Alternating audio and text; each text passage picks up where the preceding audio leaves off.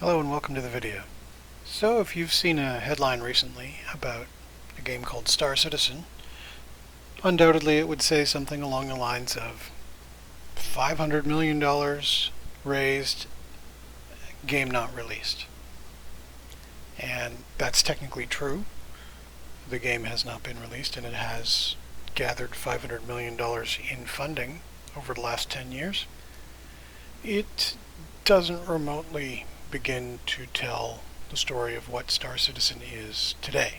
This seems to get lost a lot in the media, and so I thought I'd make a video to explain to my friends and anyone else who wanders in what Star Citizen is today. Forgetting the promises of the future, the dream, the vision, all of that stuff. What is it today? Because today it is a playable game with 50,000 people playing on a daily basis.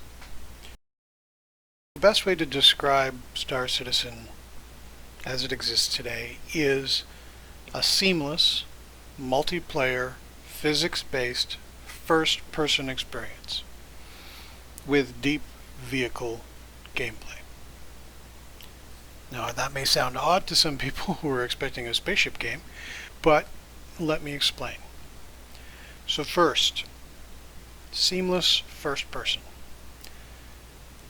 Star Citizen is a game in which you inhabit a body pretty much 100% of the time you are playing. So you have a character, male or female, you get to customize what they look like, and you are in that player. You do not leave that player to get into a spaceship. You are not becoming a spaceship like in EVE Online, or you're not fading to black and fading back into a seat in a spaceship the way you are in Elite Dangerous. You are 100% of the time on foot. Sometimes you're in a chair, sometimes that chair is in a spaceship, but you are on foot 100% of the time. What do I mean by seamless? Well, there are no loading screens in the game. Once you wake up in the beginning of your game session to the time that you die or crash or log out, you will be in the game universe. It doesn't load, it doesn't fade to black, it is seamless, and that is whether you're in a spaceship, in a space station, on a planet, traveling from one to the other, entering a planet's atmosphere, leaving. You never leave that first-person experience. Multiplayer. Notice I didn't say massively multiplayer. If you look at the game's dream or vision, it says massively multiplayer, but it's not there yet. It is a multiplayer game. You are randomly joining a 100-player server. You can join with your friends, or you can get all your friends together and join together so you can play together, you can be in the same server. But it's you and 99 other people in the server. There are hundreds or maybe thousands of servers running concurrently that for the most part do not interact with each other. So it's just your own little private world for now. But 100 players is 100 players. That's not nothing. Physics-based. So the behavior of objects in Star Citizen is simulated with a physics simulation. That means that if a ship wants to turn or change direction, there needs to be a thruster which has a force which turns the ship or moves the ship or changes the ship's direction. Similarly, if you're on the ground and you want to move something, you have to push it. Be that with a vehicle or a tractor beam or a bullet, you have to push things around in order to get them to move. Things will fall over. It's very simulated. This allows you to be creative, and creativity is often rewarded. For example, if you were to take a hit in your ship and lose all the thrusters on the bottom of your ship and you're now falling towards a planet, you could flip upside down and use the thrusters on the top of your ship to keep you from crashing. Or, as often players have done, you can invent whole sports. Someone realized that you can stand on a piece of debris or a piece of equipment and push that down a hill, and they invented effectively snowboarding. The list goes on, but the idea is that the game isn't simulating an experience, it's simulating the physics, and the experience comes along with that, which rewards creative gameplay. Deep vehicle gameplay. Star Citizen is a space game, despite what I said about it being a first-person game, and so spaceships are an integral part of it. You get on your spaceship and you get inside your spaceship, and there are hallways and interiors and cockpits and all of that. And there are many, many different kinds of spaceships in the game. Shuttles and fighters all the way up to Corvette-sized ships with a half dozen to maybe 10 crew needed to fully man all the stations. The ships have different roles, so combat or trading or mining or transport. There are also ground vehicles, wheeled vehicles, hover vehicles, tracked vehicles, including a tank that you can play in. These ships and vehicles can sometimes be operated as an individual. Sometimes they require more than one person in order to fully operate it. So for example, the tank, you need a driver and a gunner if you want to use it fully. One of the combat corvettes, you really need about 7 people fully man all the guns. So bigger isn't always better, especially if you're playing by yourself. There's also fairly mature refitting and upgrading gameplay for these vehicles, so you can change out parts, you can get better guns, or different guns at least, better shields, better engines, better power plants, and so forth. So those are the positives. What about the negatives? If you've looked anything into Star Citizen, you may have seen lots of things about bugs and craziness and instability, and yes, that is part of the experience. Technically, you are not playing the game, you are play testing the game. It is in active development. So do not expect a finished bug-free experience. You may have good days where you get a finished and bug-free experience, but you will also have bad days. And while many people just play for fun, you're really supposed to be finding and reporting bugs, which you can do through a website called the Issue Council. It is also beefy. This is a game that requires a good machine and good internet.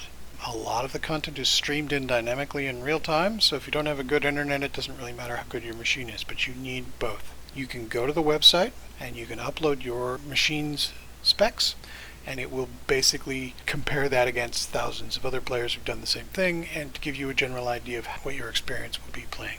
You can do that without buying the game, so you can do that right now. And you can look at other builds. So if you say, well, that guy's got a really good build, a really good gameplay experience, what is his build? You can look at it. All anonymous, of course, but still very handy for determining whether or not you've got a good enough rig to play.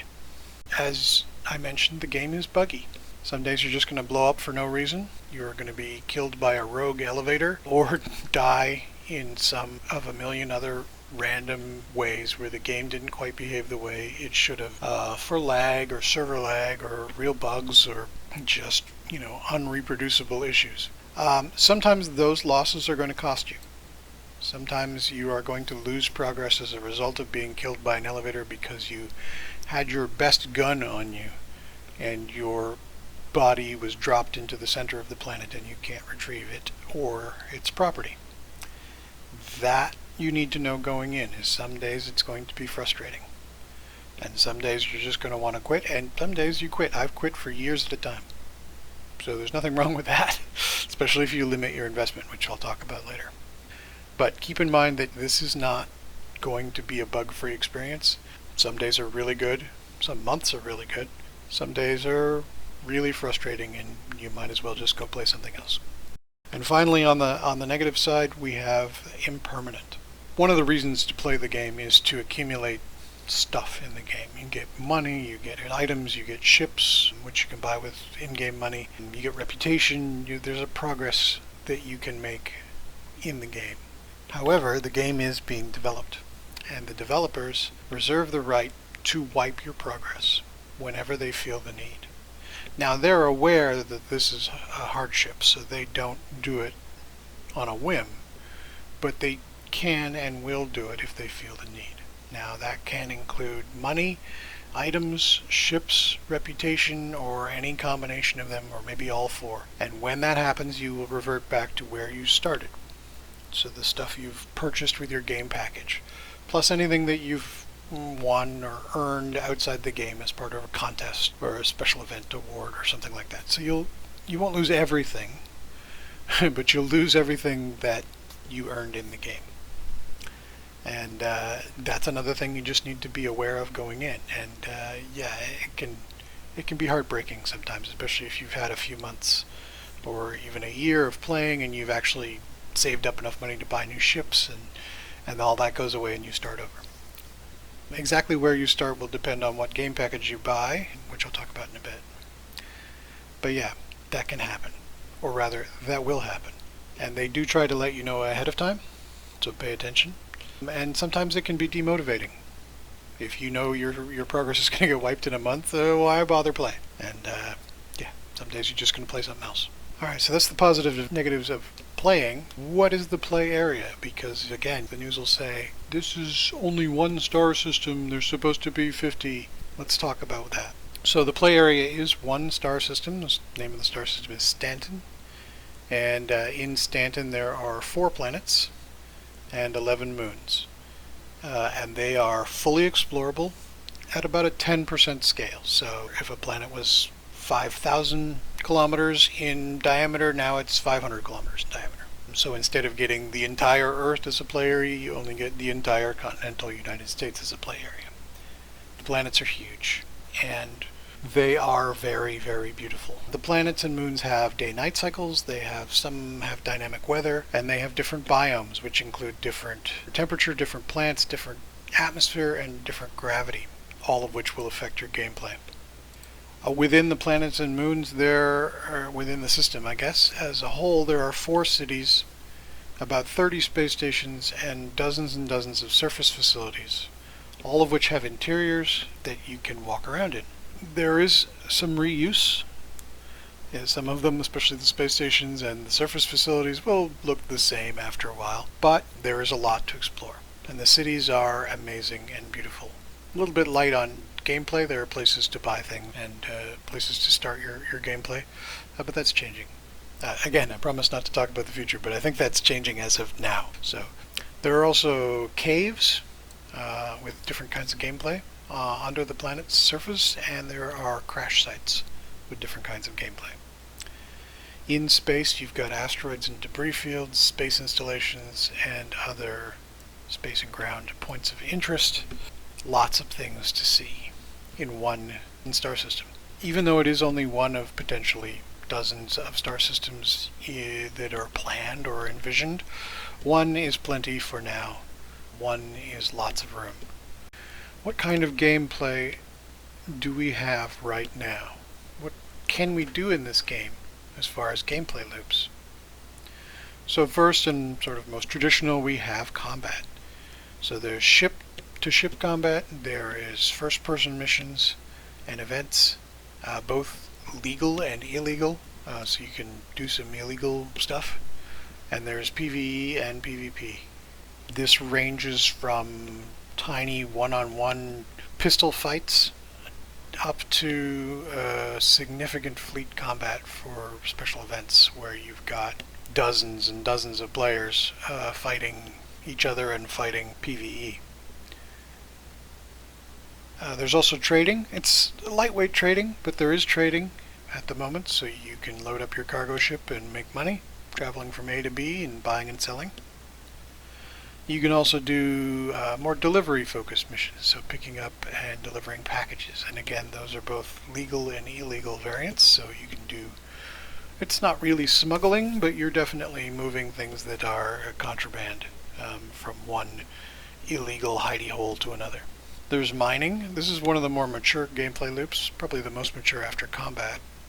And there are 3 classes of mining: first-person shooter mining, vehicle mining, and ship mining. It's all pretty good gameplay if you like mining. The vehicle and ship requires specific vehicles and specific ships. First person requires a tool which you could buy with whatever your starting money is. So the first person mining is very accessible, and then less accessible as you get into bigger vehicles. There's also scavenging, so looting stuff you can find around in boxes in various places, or even loot off of bodies that you've killed, and then sell those things. And finally, there are wonderful player-driven events. So it's a big sandbox, and it's kind of empty right now, but you'll see on any given night people organizing ship meets, which is just where, like it's a car meet, but for ships. You take your ship down to a specific spot on the planet, everyone looks at each other's ships and says, wow, that's a cool ship. It's a lot more fun than it sounds. It's actually a lot like going to a car meet in real life, but with spaceships. There's also organizations in the game, and they organize VORG events that are amazing. These can be staged ship combats or ground combats or combined arms or what have you. There's also racing leagues in the game, formal and informal racing leagues. Lots of places to race your ship and your vehicles in the game, and people have taken to doing that. So lots of stuff to do in the game. You don't have to do any one, you can do it all. And you can just wander around the universe looking for cool places. There's no requirements to do any of these game loops. You can just be in the game, and people are always finding creative things to do in the game. Okay, so if all of this sounds at all interesting, and you've gone onto the website and checked to see that you can play the game with the machine you got, how do you start? Where do you go? There's two primary ways to get into the game that I recommend. The first is you can wait for a free fly event. These happen 3 or 4 times a year, and basically you sign up, you're given a ship, you can fly for about a week in the game, no charge, have fun. This is great because, of course, there's no investment on your part. You don't have to spend any money. It is, however, generally the busiest time in the game. Puts a pretty heavy load on the servers. So it is not always the best experience because it does tend to be very, very busy on the servers. They get under a lot of load. Sometimes you see more bugs during the free fly events than you might normally. But it doesn't cost you anything. So if there's one happening and you're interested, I recommend trying it if you're interested at all in the game. And it also is a great way to see whether or not you can actually run the game at a reasonable frame rate without having to buy anything. The other option is to purchase a game package. Now, this is where the Star Citizen developing team make their money. So you buy a ship. You can buy the ships in the game, but as I mentioned, they can wipe them every once in a while. They're also very expensive in the game. They take a long time to get up, especially the bigger ships. So buying a ship with money not only ensures that you will always have that ship, even if they wipe your progress, but also that you don't have to grind your way up to it every time. That said, I don't recommend you buy a big ship. I recommend you limit your investment. And keep in mind, this is an investment. You are effectively getting an immediate reward in a Kickstarter. It's crowdfunding. You get to play test, you get that ship, and you are funding further development of the game. But it's an investment, and as such it has got risk. There's no indication that the company could go bankrupt tomorrow, but it's not impossible. And so know when you're buying this game, what you're actually doing is investing in development and getting a reward. You're not really promised anything other than that. Other rewards that come along with game packages include the ability to play the game if and when it's finally released, along with the second game that they are developing, which is a single player game called Squadron 42. They're actually developing 2 games simultaneously in the same engine.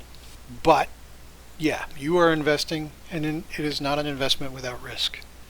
So my recommendation is you keep your investment small. If you want to buy the game, buy a starter ship. There are 3 starter ships that I recommend, starting packages, and they more or less have the same price, but you're expecting to pay somewhere between $40 and $80, depending on which ship you buy. Once you have a ship in the game, once you have a ship package, then that is yours. You get a little bit of starting money, and that is sort of where you reset to every time you reset. You go back to that ship, you go back to that money. You can use real money to upgrade your ship later if you choose to. The details for that are on the website. But what ships do I recommend? Well, the first is the Aurora. The Aurora is a box. It is a no-nonsense single-person craft. But it does have a few things going for it, other than being cheap. One, it's slightly better armed than your average tiny ship. So in combat, it does pretty well, especially in space. Less so in atmosphere, because it doesn't turn, because it's basically a lawn dart. It's got a little bit of cargo, and a little bit of interior space for carrying packages. And it has a bed, which feeds into a mechanic, which I'll talk about in a later video, where you can log off in your ship and log back in the same spot in your ship. To do that, you need to have a ship with a bed, and the Aurora has one. The second ship I recommend is the Mustang Alpha. So a Mustang is a low-end fighter craft, and the Alpha is the lowest of the low end. It's a fighter. It's got good weapons, decent maneuverability compared to the Aurora, especially in atmosphere. It's got a slightly smaller cargo hold than the Aurora, but that cargo hold can also hold packages, so you can do double duty there, and doesn't limit you to not doing delivery missions, which are a good source of funding when you first start out. Then there's the Pisces, slightly more expensive, but the Pisces is effectively a shuttle. It looks suspiciously like the shuttlecraft from, I think, Star Trek Enterprise, the little stubby wings. It has less cargo capacity than the other two, and it is less combat capable, but not completely incapable in combat. But it has a bigger interior space. You can carry a couple of your friends if you have got them. It's got like a rear loading ramp. You can carry lots of packages in it, and it's a nimble little thing. I actually do recommend it. It's a lot of fun. If you want something that is just a little bit of a leg up, but you still want to hold your investment, the next ship up is called the Avenger Titan. And it's a multi-use ship. Looks a little bit like a fighter. It's got wings. It's space shuttle-esque. It's got better weapons. It's got a bed, so you can do that log-off thing, and it's got more cargo and more interior space. So if you're looking at the starter ships and go, like, these are a little wimpy, I kind of want to win some fights when I get into them, the Avenger might be a way to go a little bit higher without spending too much money and get into the game. Other than that, I don't really recommend any of the other ships when you're first starting out. If after a while you want to upgrade your investment and trade up to a better, bigger, more specialized ship, you can absolutely do that. But when you're first starting out and you don't really know if you're going to like this or not, keep it small and invest in one of these starter ships. If you do buy a if you do buy a package, there is a referral code that I'm going to put up on the screen here. You are not in any way required to use it, but if you do use a referral code, mine or someone else's, you get a little bit of extra starting money. And I get a little bit of extra money too, because you use my referral code. So you win, I win. You're welcome for a little bit extra money, and thank you for a little bit extra money. So hopefully this sort of goes over the high level, what is this game? So where it's a first person, it's in development, there's one star system, there's a bunch of different gameplay loops, and you can get in for free or you can get in for a small amount of money. Hopefully that will decide whether or not you're interested in this game or not.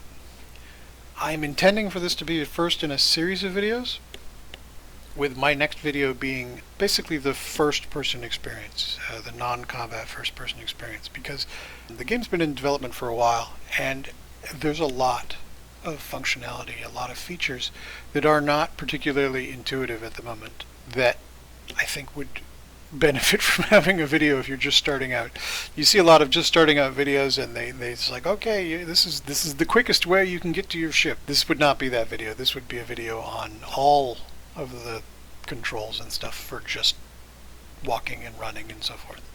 So that'll be the next video, and if there's any uptake at all, maybe I'll make some more on ships. And I do have a technical background, so I'd love to talk about the history of the game and the technology and so forth, but we'll see about that. For now, Thank you for listening. Hopefully this has shed a little bit of light on this $500 million game that never finishes, and what it is today, and maybe it's piqued your interest. Have a great day.